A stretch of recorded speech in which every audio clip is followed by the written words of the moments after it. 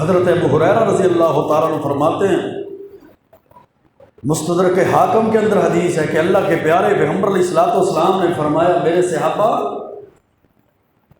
سیصیب امتی داء الامم، ان قریب میری امت کے اندر پہلی امتوں کی بیماریاں پیدا ہو جائیں گی۔ صحابہ نے پوچھا، وما داء الامم یا رسول اللہ صلی اللہ علیہ وسلم، آپ پر ہمارے ماں باپ قربان جائیں، اللہ کے پیارے پیغمبر، یہ پہلی امتوں کی بیماریاں کیا ہیں؟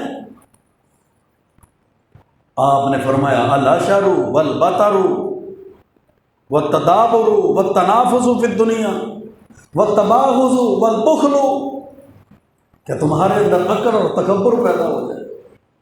جس طرح پہلی امتوں کے اندر اکڑ اور تکبر تھی، اس طرح اس امت کے اندر بھی اکڑ اور تکبر پیدا ہو جائے گا۔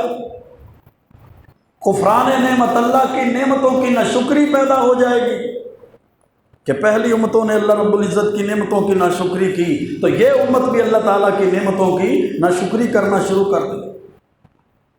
والتدابر، یہ امت، اس امت کے اندر یہ بیماری پیدا ہوگی کہ ایک دوسرے سے پیٹھیں پھیریں گے، ایک دوسرے سے اعراض کریں گے، ایک دوسرے سے منہ موڑ لیں گے، نفرتوں کے بیچ بو دیے جائیں گے۔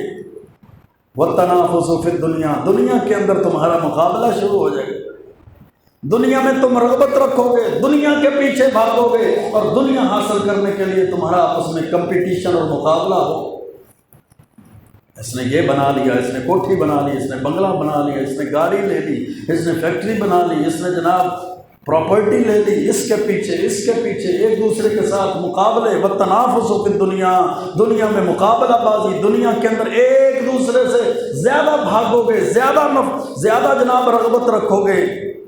والتباغض والبخل، ایک دوسرے سے بغض، کینہ تمہارے دل میں ایک دوسرے کے لیے پیدا ہوتا ہے۔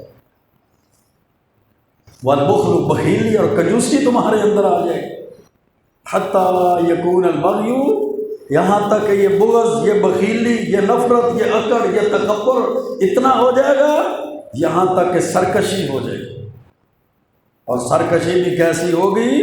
ثم یکون الحرج، پھر اس بنیاد پر قتل و غارت ہوگی۔